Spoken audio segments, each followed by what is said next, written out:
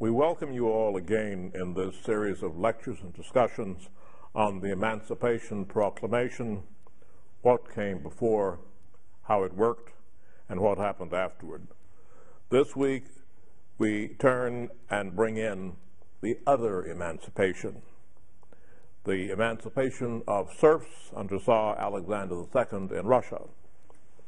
The world today may have forgotten this important step in human history, which was surely known to some members of the American leadership class and to international leadership in Europe at the time.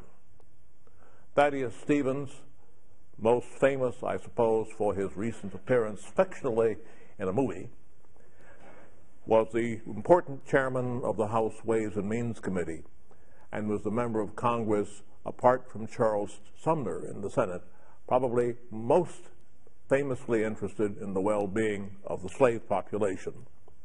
Thaddeus Stevens was very much aware of the serf emancipation. Henry J. Raymond, who would not have seen the world in the same way that Stevens did, Raymond being sometime the chairman of the Republican National Committee, a more moderate figure, and one of the journalistic confidants of President Abraham Lincoln, was also aware of the Emancipation Proclamation, and you will find at least one big editorial in the New York Times on the emancipation. Frederick Douglass, the most famous black person of the time, was also very much aware of the emancipation and at some point gave a speech which I do not have in front of me, but has a title something like A Glorious Moment in History. All of these were aware of the emancipation, though experts on the subject may debate what they knew in detail. The main point is that they were aware of this at the very same time that the emancipation was taking place in the United States.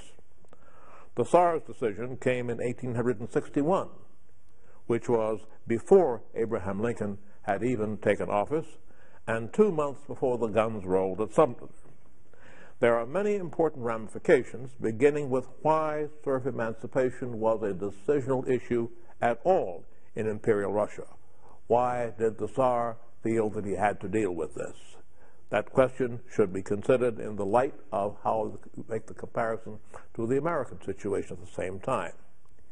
In Russia, according to Peter Kolchin, who is the most distinguished American student of this subject, emancipation came peacefully, the result of a decision by Tsar Alexander II and his advisors that serfdom was an anachronism and an impediment to progress that could no longer be tolerated.